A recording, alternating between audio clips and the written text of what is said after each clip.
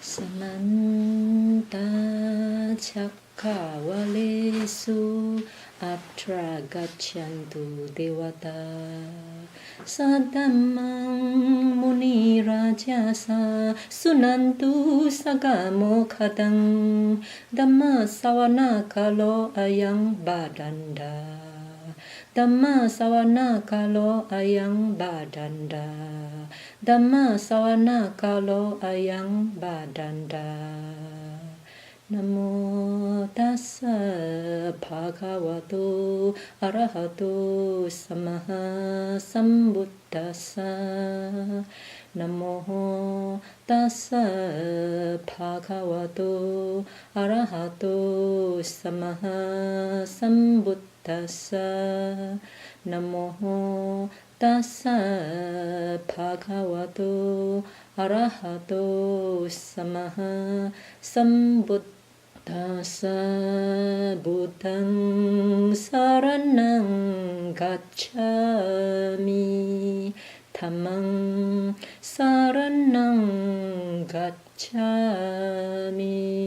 Sanghang Saranang Gacchami.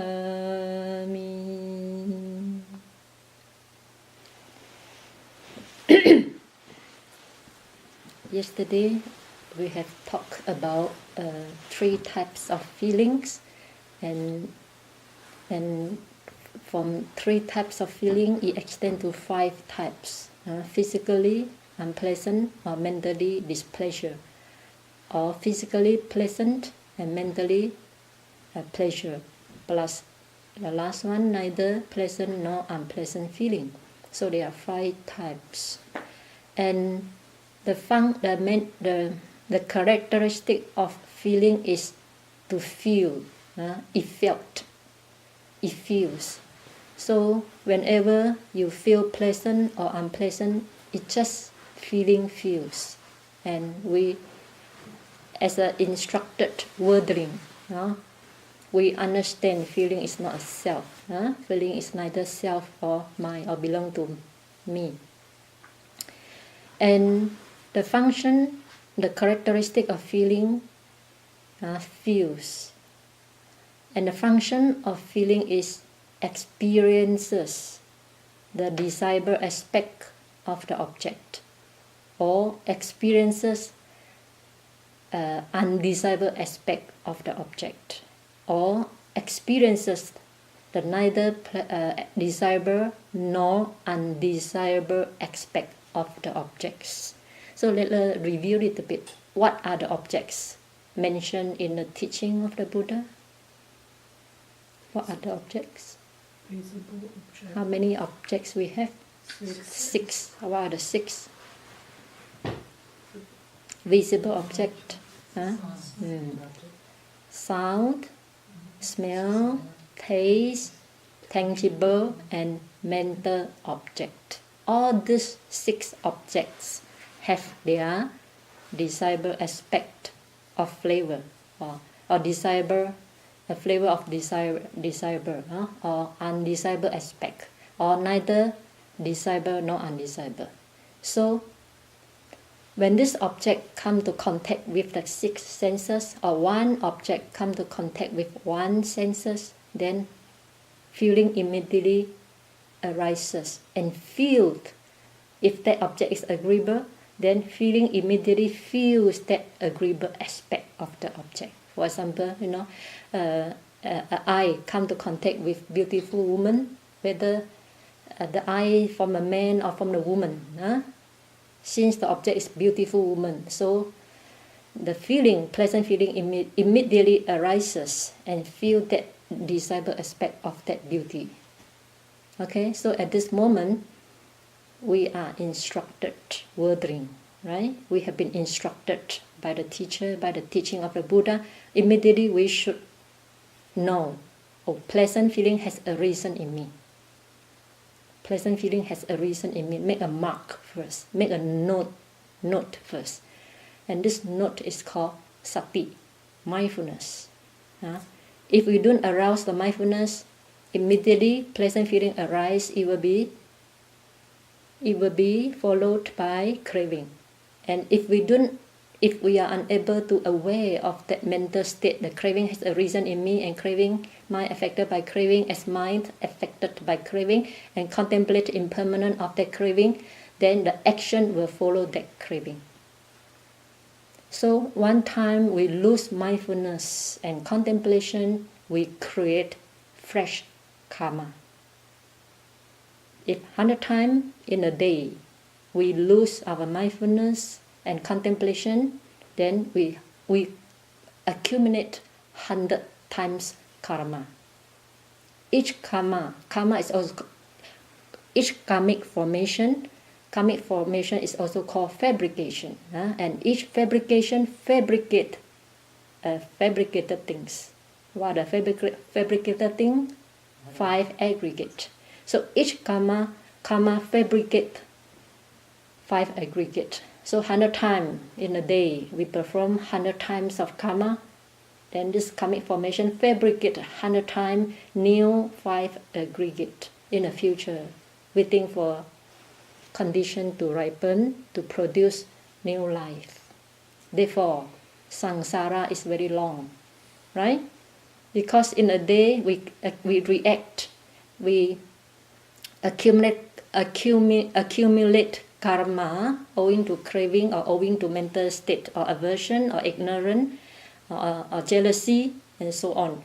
So we accumulate in a day, we accumulate so many karma which pave way for future rebirth. This endless 5 aggregate waiting in the future to ripen.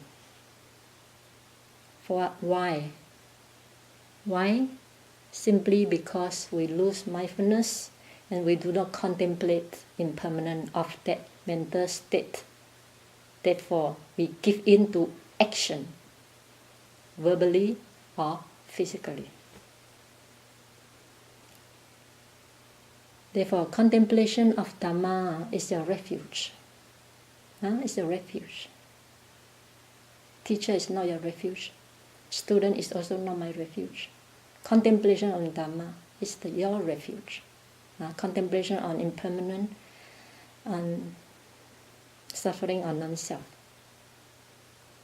Every time you arouse your mindfulness and contemplation, you cut the chain of dependent origination, and the feeling cannot condition craving, and craving cannot condition clinging, and clinging cannot condition becoming, and becoming cannot condition birth.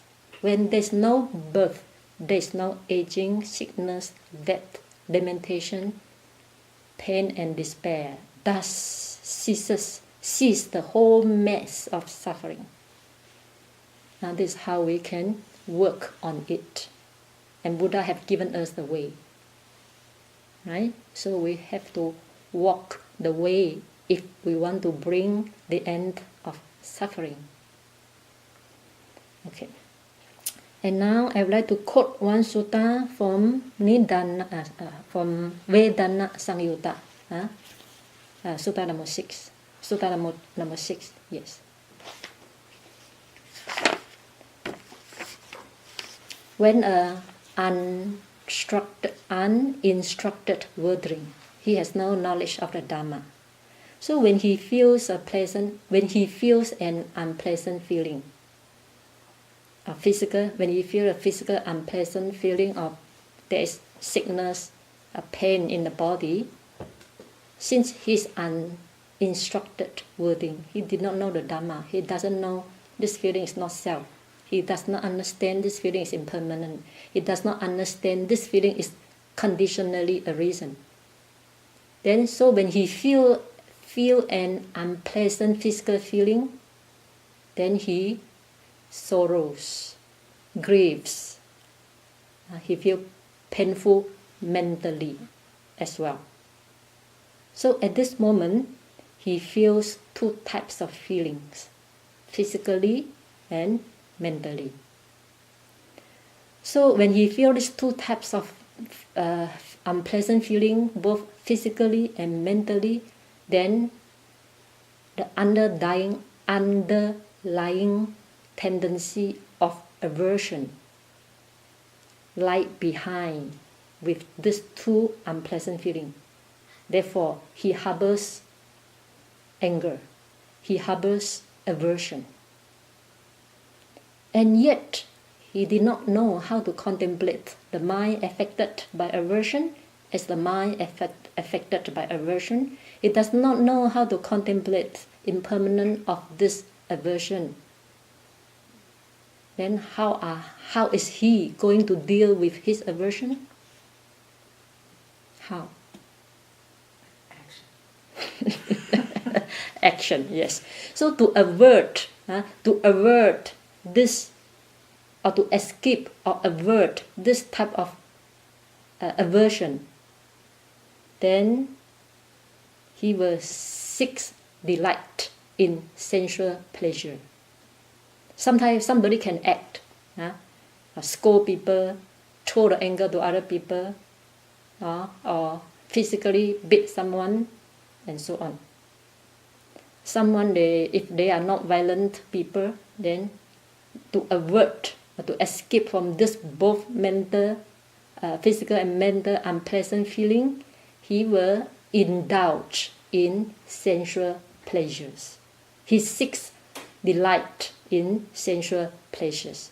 So he will first switch on television, switch on movie, and keep on watching movie 1 hour, 2 hours, 3 hours, 4 hours, 5 hours, continuously, and become addicted.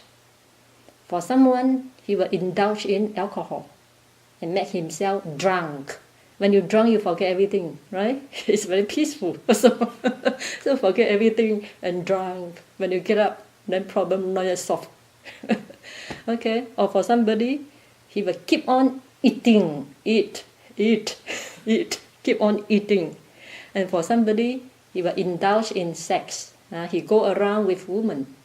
So he seeks delight in sensual pleasures in order to escape from this unpleasant feeling both mentally and physically.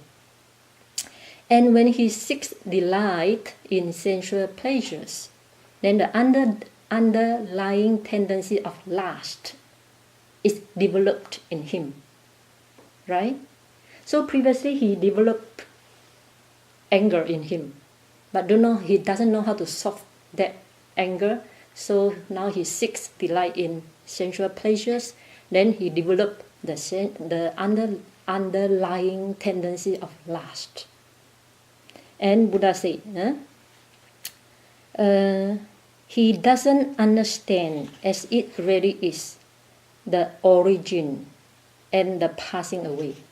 The origin and the passing away of his anger or lust or unpleasant feeling. And the gratification, the danger and the escape in the case of these situations. Let me repeat. Buddha says he doesn't understand as it really is the origin including the causes for its arising.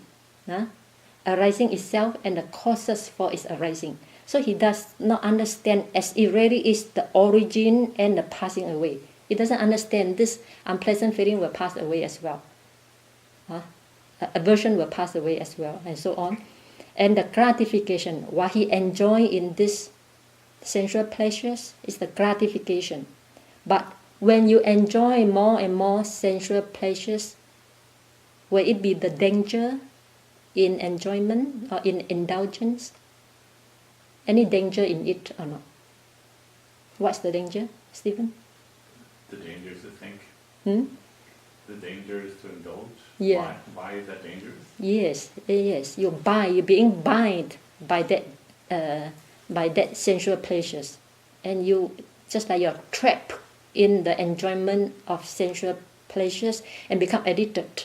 Once you become addicted, you cannot escape from that addiction. This is the dangers, right? And the escape Because this person, he does not understand the danger and he does not understand the escape. What is the escape? We understand the escape. So what is the escape? Huh? Huh? Sati and? Sampajanya. Yeah, sati and sampajanya. Sati and panya. Mindfulness and wisdom. I have shared with you from the first talk until now. I hope you can answer me. If you cannot answer me, I just don't know what to talk already. Okay. So sati sampajanya. Huh? Mindfulness. What's the escape? First, arouse your mindfulness. Secondly, contemplate impermanent. This is the escape. It's only escape, right? And I would like to share with you how I escape. How I escape from my unpleasant feeling, right? Although not every time I succeed, but at that time I really succeed. If every time I succeed, I think I have become arahant already, right? Not every time I succeed, because some are very deep-rooted. There was a time I was in Sri Lanka, and my teacher flew to Sri Lanka to go for his retreat. And at that time, because my teacher is Burmese and the Sri Lankan food is not agreeable with him, the moment I heard about this news, I feel that since my teacher, he has been teaching people for so many years, sacrificed his time for the welfare and benefit for other people. Now since he can let go of his teaching, me as a student, I feel my responsibility. Of course, it's not only my responsibility, all his students' responsibility. But because of my respect and love for my teacher, I also flew to Sri Lanka just to cook for him, although I hate cooking. Sometimes we do for the welfare of other people, we don't think of ourselves, right? We just want to fulfill his need to us. Whether I like it, I do not like it, it doesn't matter. I just want to make my teacher support him only. So at that time, at that place I never been before, and it's so primitive, so poor and so primitive, and there's no kitchen, no proper kitchen, no basin to wash plate, and no water. Every day we have to carry water with hand, not with car. Not with car, with both hand carry. And at that time I was very weak, extremely weak, having been practicing so many years in Burma, right? Not enough nutrition, I think. And plus all this extra work, I feel so exhausted, extremely exhausted. And there's something happened in my eyes, my ear were blocked, and all the pressure on my head, I cannot hear. So under such circumstances, and now I have so much unpleasant feeling mentally, physically also. Physically it already reached to the limitation of my limitation, and mentally also affected. So at this time, I don't know how to deal with my unpleasant feeling, except arouse my mindfulness, face to face with my unpleasant feeling. So I take that unpleasant feeling as the object of observation, then I watch it. I think before I can say impermanent, when I watch it, this unpleasant feeling, mentally unpleasant feeling, not physical, mental unpleasant feeling, immediately arising and passing away, arising, passing away, very, very fast, until towards the end, I cannot see feeling anymore, only perception of arising and passing away. Then after that, I also don't know how long it lasts. Then the mind completely come to equanimity. After the equanimity, the mind reviewing knowledge, review to the experience, and the reviewing knowledge will reveal to us, will tell us when it's arising and passing away, that arising appears to be unsatisfactory, suffering. Then the ceasing, peace.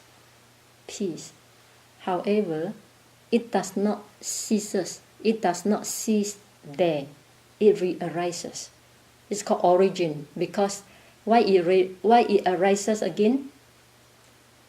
Why the formation does not cease there, but re-arises? For what reason? Not exhausted. Because the force, the ignorance and craving are not yet completely uprooted yet. The ignorance and craving are not completely uprooted yet. Therefore, it re-arises. The feeling re-arises again. When it re-arises, then the mind feels unsatisfactory, suffering, danger, disease, like boil, like cancer, right? Then it ceases. The mind feels peace, at peace, bliss, and happiness. But however it re-arises, ceases, re-arises, ceases, re-arises and ceases endlessly. And at that time you only feel oppression, being oppressed by constant arising and suffering. Then finally the mind comes to equanimity. So after this, so happened after 3 days, I go and check Visuddhimagga and find out my experience is mentioned in the Visuddhimagga. At that time, Visuddhimagga say, at that state, whatever you see, you only see suffering arising. The arising is danger, arising is insecure, arising is like murderer and so on. The ceasing is peace, ceasing is secure and so on. So the Visuddhimagga explained what I have experienced. And at that moment, I think, the mind go through different stages of insight knowledge, from the insight, from number 4, insight of arising and passing away, to number 5, number 6, number 7, insight of danger, insight of disenchanted, and finally reach the insight of equanimity. So this is the escape. When you feel unpleasant feeling physically, and if you feel mentally affected, then you experience both unpleasant feeling, and it causes aversion to arise. And if you do not understand the way to escape from it, and one will indulge in sensual pleasures and cause lying tendency of lust to develop in him.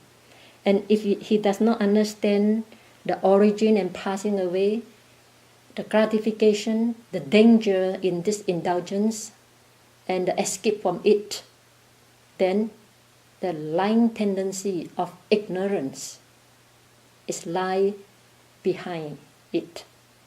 Therefore, one moment when there's unpleasant feeling arises in you, in us, if we do not know how to deal with them, we develop lying, latent tendency of aversion, lust, and ignorance. One moment of not knowing, one moment of losing mindfulness, we develop 3 poison states of the mind: aversion, greed, and delusion. So, therefore, Buddha say, make mindfulness your refuge. Make yourself your island. Make yourself an island, and this island is mindfulness and wisdom. Mindfulness alone cannot lead to liberation. Mindfulness plus wisdom or sampajanya, clear comprehension. This is called your island, your refuge. Okay. And this person, if he does not know the way to escape, then whatever feeling, when he feels unpleasant feeling, he feels it attached. When he feels pleasant feeling, he feels it attached. When he feels neither pleasant nor unpleasant, he feels it attached. So this bhikkhu is called an uninstructed worthing who is attached to birth, aging and death, who is attached to sorrow, lamentation, pain and despair, and who attached to suffering.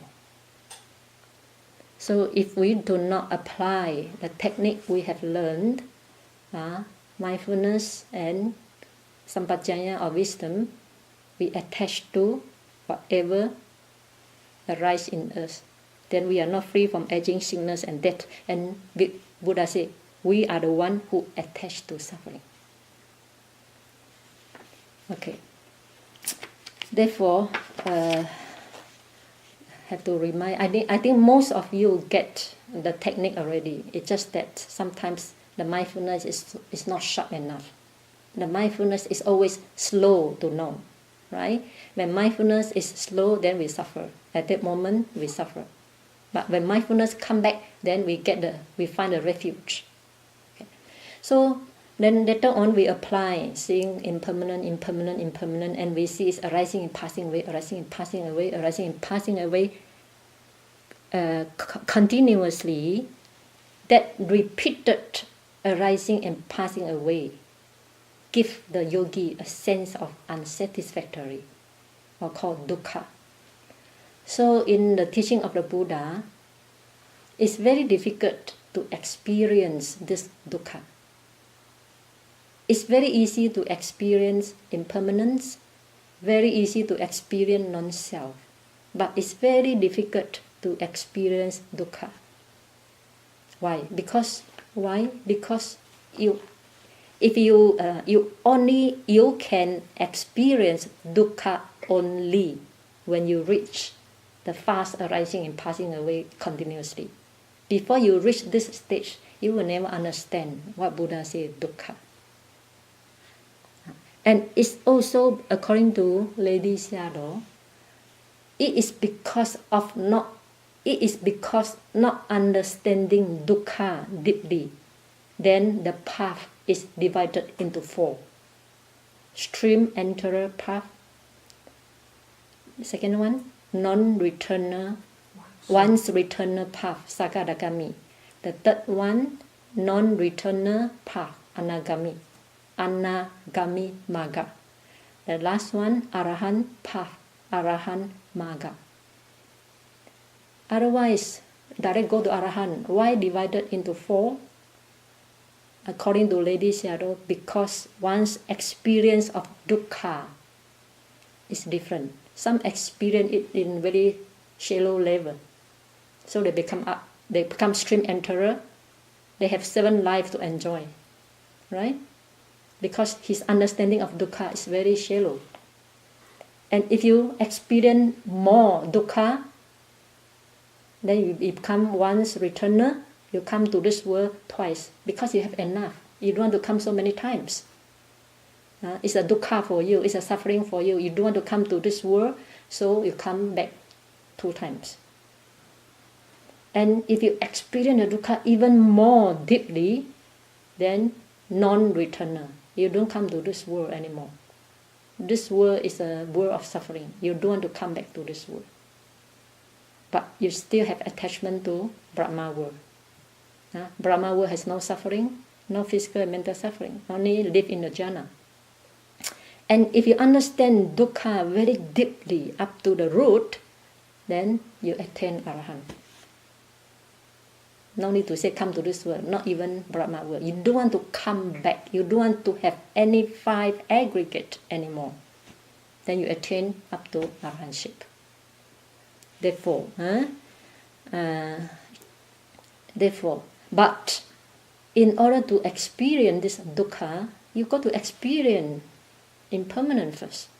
Anicca sanya, perception of impermanent. Therefore, to experience impermanent fast arising and passing away is set. The gate to Nirvana, the gate to Nirvana. Without experience this arising and passing, fast arising and passing away, you can understand dukkha, you can understand non-self. Then you may ask, what when experience this arising, fast arising and passing away, what to do with non-self? What is it to do with non-self? Okay. Let us understand the meaning of non-self first. There are three meanings of non-self. The first one is called asarakatena anatta. Asarakatena, saraka means substance. Asarakatena anatta means without substance. It's called anatta. The second meaning of anatta is asamikatena. Samika, we all know, samika. What's the meaning samika? Teacher, Pali teacher? I don't know. Samika is the owner of the house, right? So the owner, you find this mind and body, you do not find the owner of the mind and body, you cannot find. Right? It's only 5 aggregate arising, dependent on causes, and arise and pass away constantly. So you cannot find the owner in this mind and body. Therefore, it's called asamika tena anatta. Samika means owner. Asamika, no owner. Okay? By way, no owner. The third one, avasa watana tena anatta. Not yielding to one's wishes. Yielding? Correct or not? I got to ask Jonathan to correct my pronunciation. Not yield to one's wishes. It's called avasawatana tena anatta. In the discourse of non-self, the characteristic of non-self, the discourse of the characteristic of non-self, anatta lakkhana sutta, Buddha say, body is not self, form is not self. If form were self, then form will listen to you, will yield to your wishes. Let my form be dust. Let my sitting 3 hours, no pain. But your experience tell you, form does not listen to me. I do want the pain come for up 3 hours, it come 10 minutes. as faster than I expected. So from this experience, then you know, form does not yield to my wishes. Therefore, it's called avasa watana tena. Or in a day, you wish that, may I have pleasant feeling throughout the day. But when the moment people bang the door, unpleasant feeling arise, followed by anger so fast. So even though you wish you have pleasant feeling throughout the day, no, it does not yield to your wishes, right? One external impingement can cause unpleasant feeling, anger to arise. Therefore, all this mind and body, whatever arises in mind and body, is called avasa watana tena anatta. It does not yield to one's wishes.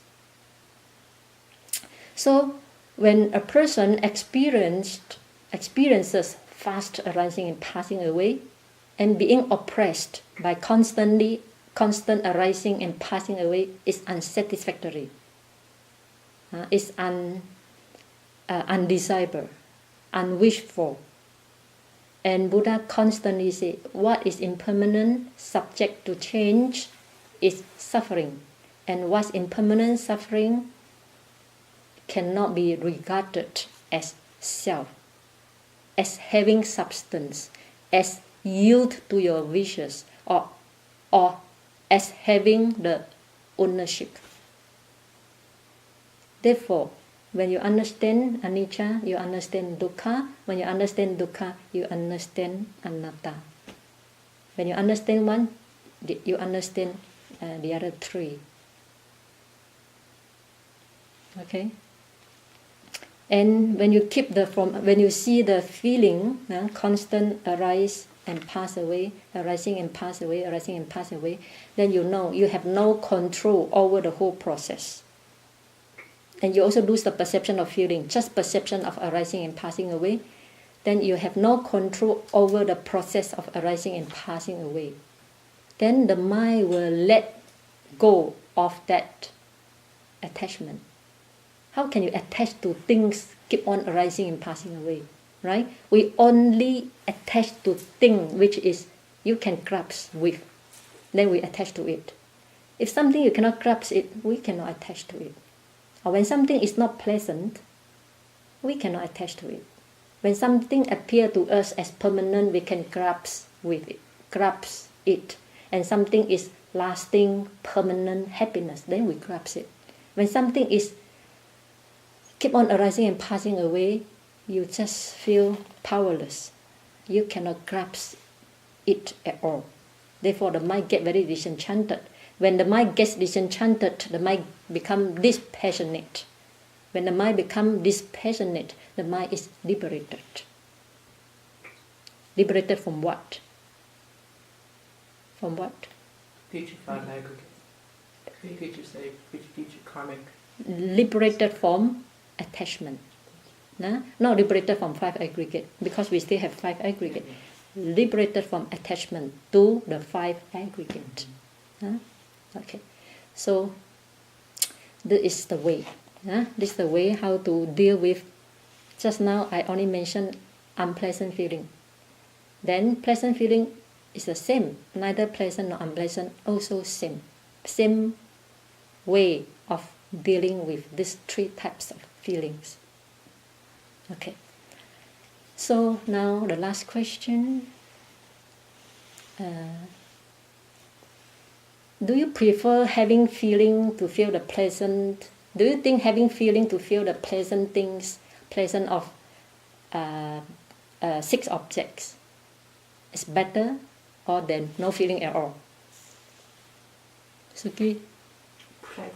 Pleasant. No? We prefer have pleasant feeling so that we can, we can feel the pleasant aspect of visible form, pleasant aspect of visible object or sound or taste and so on, right? However, Nirvana has no feeling. Everybody work to achieve Nirvana. Don't get disappointed when you reach the Nirvana, no feeling. No feeling. It's not what I expected. Bliss, happiness, joy. No feeling to feel the peace, the happiness and bliss. Then how can Nirvana be peaceful? Stephen, you have good knowledge. How can Nirvana be peaceful? Maybe because you don't want to feel anything. You have no desire to feel anything. Still have one. Still have I inside the Nirvana? Sorry? Still have I and self inside the Nirvana? No, there's nothing. Nothing to feel anything. Nothing to feel anything. How can it be peaceful? Okay. So one day a monk asked Venerable Sariputta, you may realize that I often quote Sariputta because I admire his great wisdom. And Buddha's great wisdom is too far for me. Okay, so one day a monk asked Venerable Sariputta, is Nirvana peaceful or not? Then Venerable said, yes. Then is any feeling in the Nirvana? Then Venerable Sariputta said, no feeling. Then he asked, if there's no feeling, how can it be peaceful? Right? Then Venerable Sariputta said, precisely because there's no feeling, it is peaceful. Precisely because there is no feeling, it's peaceful. Why? Community? Because whatever you feel is included in suffering. This is a very famous utterance in the teaching of the Buddha. Whatever you feel is included in suffering. Why? Why? Because it's impermanent. Yes, exactly. Because all feelings are impermanent. Right? All feelings are impermanent. Whatever, because it's impermanent, is suffering. So whatever you feel is included in suffering. And when there's no feeling, precisely because there's no feeling, there's no passing away. There's no arising. Arising is suffering, right? Because there's no feeling, there's no arising, there's no ceasing. No arising and ceasing, this is the peace. This is the bliss. This is the Nirvana. Non-arising and non-ceasing is the peace. I wish you achieve this peace in this very life. Sadhu, sadhu, sadhu. Okay, any question? One question, sir? Okay. So is it the case that if we accumulate karma by not being mindful, do we cut the karmic samsaric life short by arousing mindfulness? So for every moment of mindfulness, are we also cutting the attachment? Cutting the life in samsara shorter? Yes. Vipassana cut short the samsara short. Any question? Might be too much for to ask, but you didn't mention much about neither pleasant nor unpleasant. Anything really important in there, or is it just one of those? Why I do not mention neither pleasant nor unpleasant? Because it's not clear, not very obvious. But if in the jhana, fourth jhana, this is neither pleasant nor unpleasant. It's something like equanimity. It is very pleasant as well, compared with the happiness. That equanimity is very pleasant. But since only no one reached the jhana, so I think I don't want to mention it. Okay, no. So an arahant is like, as he's moving through, his five aggregates are coming in contact. Pleasant or feelings are arising for him. So obviously he feels the feeling feels the pleasant and unpleasant aspects of the objects that are impinging his senses. So, and he's obviously not reacting to those feelings with craving, but he's still experiencing feeling. But he's not suffering from the feeling. But you're saying, but only when his mind is taking Nirvana as an object, there's no feeling because there's no five aggregates. But his five aggregates are still existing. It's just his mind, his mind is taking Nirvana as the object. Therefore, the feeling isn't arising then. Is that right? Is it because the object is Nirvana at that time? The object is Nirvana. Nirvana has no nothing. No Namarupa. So when his mind comes, when the Arahant I think we better go and find Arahant and ask him better. He can give more precise answer than I can give, right? What I can give you is only based on the sutta. I also not experience Arahant state. So we better find an Arahant and ask him. Okay? Don't ask me. I don't want to mislead you in case I answer wrongly, right? So who should we ask? Arahant. Find an Arahant.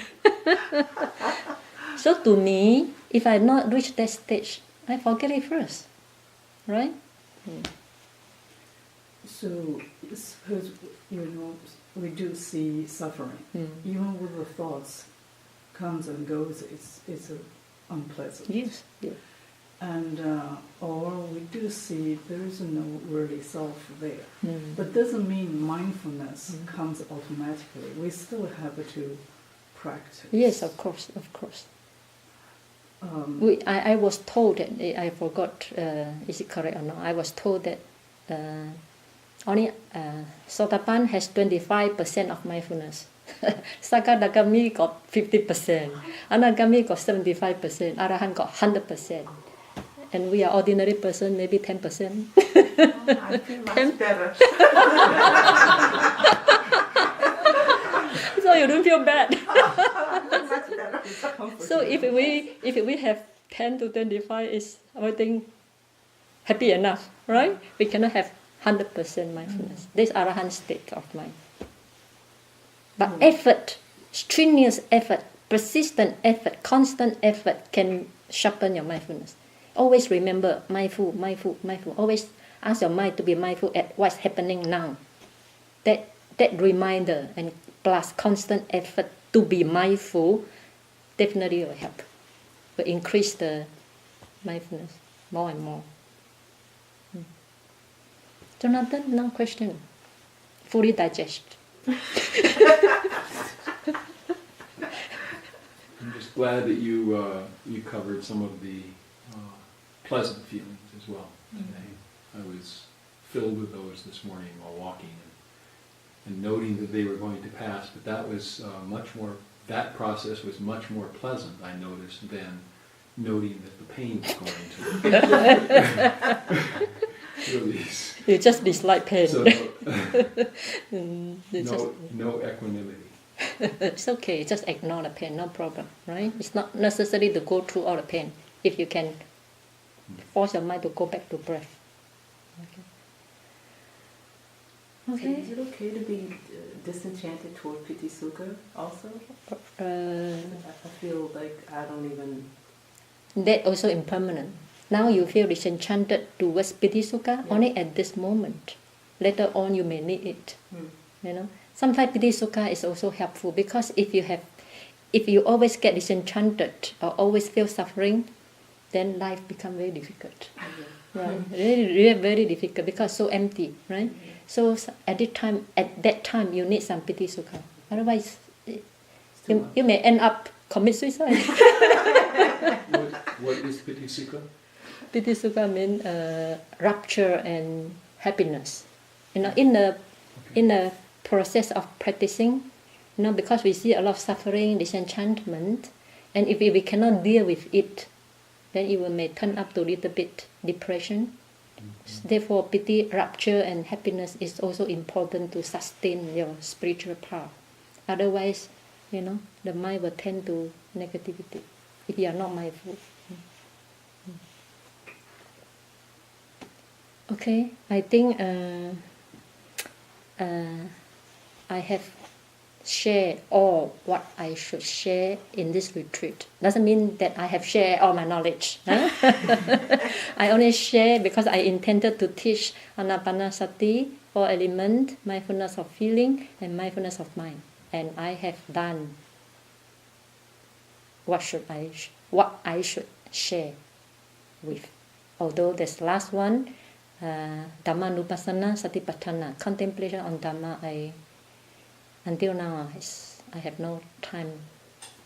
It takes very long to share. But this contemplation of Anapanasati, 4 elements, contemplation on feeling, contemplation of mind, I think this is enough for you to make progress in the path. But lastly, finally, when you reach, when you see the suffering state of the mind, or see a fast arising and passing away of whatever object you observed, whether it's body, pain, or mental feeling, or mental state, you have to relate it to 4 Noble Truths. No? 4 Noble Truths. Because whatever arising, passing away is a truth of suffering.